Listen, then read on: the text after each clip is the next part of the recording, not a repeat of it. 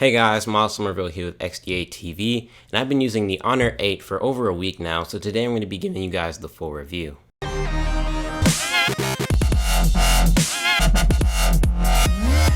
So this is Honor's highest end flagship offering, and for $400 or $450, you get a 5.2-inch 1080p display, a Kirin 950 octa-core CPU, 4 gigs of RAM, 32 or 64 gigs of expandable storage, and a 3000 mAh battery, all enclosed in a glass and metal body. The display is really good for what you pay for. Icons and text are sharp, colors are very vibrant, and it's a really solid performer in the sunlight. Throughout my usage, I've been able to get used to the smaller 5.2-inch size fairly well, and this case that I got for it at the event gives it that perfect feel in the hand, where I don't feel like I'm going to drop and break it. But even without it, it still has a very nice feel to it. And even though the metal wrapping around the sides is very iPhone-esque, I don't give it points off for that because it still looks and feels very premium. The back of the phone is a glass slab with 15 layers of different materials beneath it, and when you put a light directly over the back, you get this really cool effect. I don't know, I just thought I'd throw that in there. So while we're on the subject of the back, let's talk about that fingerprint scanner. This is definitely the most innovative fingerprint scanner I've used on a phone so far. The scanner itself is pretty fast, and I wouldn't say it's faster than my OnePlus 3,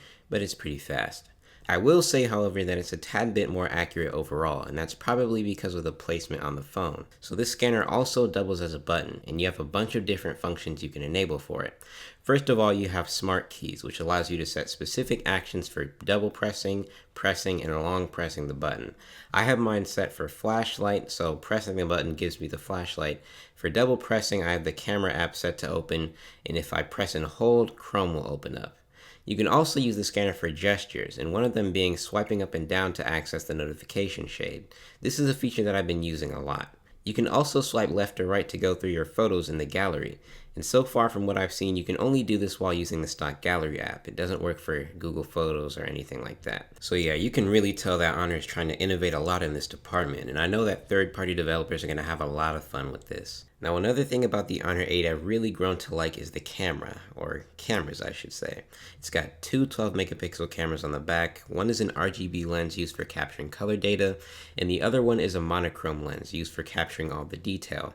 The camera is pretty good overall, I'd say. Colors are pretty vibrant and accurate, and the photos come out fairly detailed. This phone also uses software to mimic a shallow depth of field in photos, and it looks pretty good. And by having those dual cameras, you can change focus points after a shot is taken in post. You have a ton of modes to choose from. You have manual photo and video modes, as well as HDR mode, time-lapse mode, and even a good food mode. So I guess if you want to truly capture how good your meal is, then this phone's got you covered.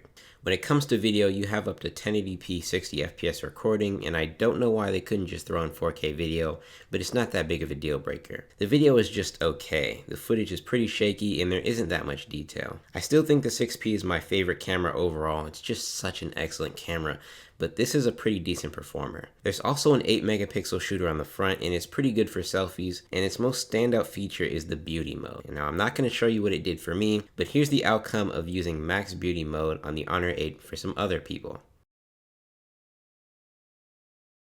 So, yeah. So Huawei has a custom skin on top of Android 6.0 called EMUI. Like I said in my first impressions video, I really don't like the way the UI looks overall, but it's got a handful of useful features.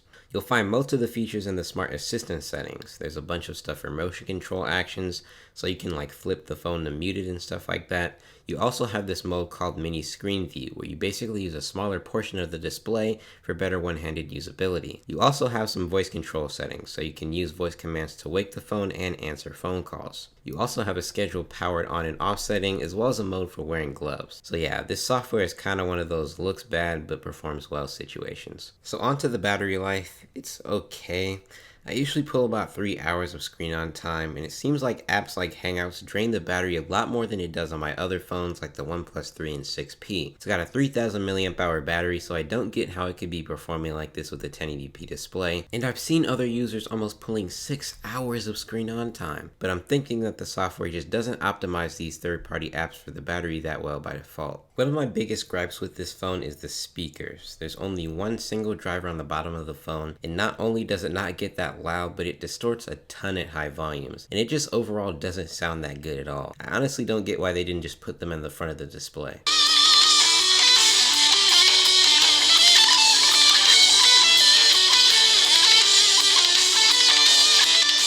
So overall, the Honor 8 is a pretty nice phone for the price. You get a solid 1080p display, a feature-packed camera, a useful fingerprint scanner, and solid performance. The Kirin 950 and 4 gigs of RAM really allows for some good performance.